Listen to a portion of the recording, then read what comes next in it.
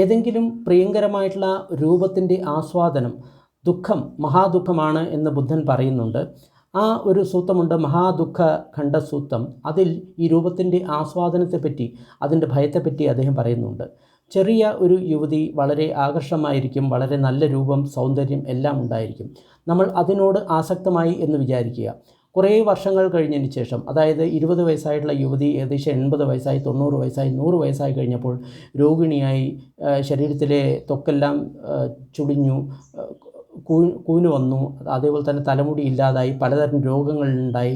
ചിലപ്പോൾ ആ രോഗപീഠയാൽ സ്വന്തം മലമൂത്രത്തിൽ തന്നെ കിടക്കുകയായിരിക്കും. അപ്പോൾ നമ്മൾ ആലോചിക്കണം, നമ്മുടെ ആ രൂപത്തിൻ്റെ ആസ്വാദനം എത്ര ഖതർനാക്കായിരുന്നു, എത്ര കഷ്ടകരമായിരുന്നു നമ്മൾ ആലോചിക്കണം. അതുകൂടാതെ പിന്നീട് ആ യുവതി മരിച്ചു കഴിഞ്ഞ് കഴിഞ്ഞാൽ ശ്മശാനത്തിൽ പോയി നമ്മൾ 2 ദിവസം 3 ദിവസം കഴിഞ്ഞ് നോക്കുന്ന സമയത്ത് എന്താണ് അവസ്ഥ എന്ന് നമ്മൾ നോക്കണം. അതുകൊണ്ടാണ് ഈ രൂപത്തിൻ്റെ ആസ്വാദനം ഭയാനകമാണ് എന്ന് ബുദ്ധൻ പറയുന്നത്.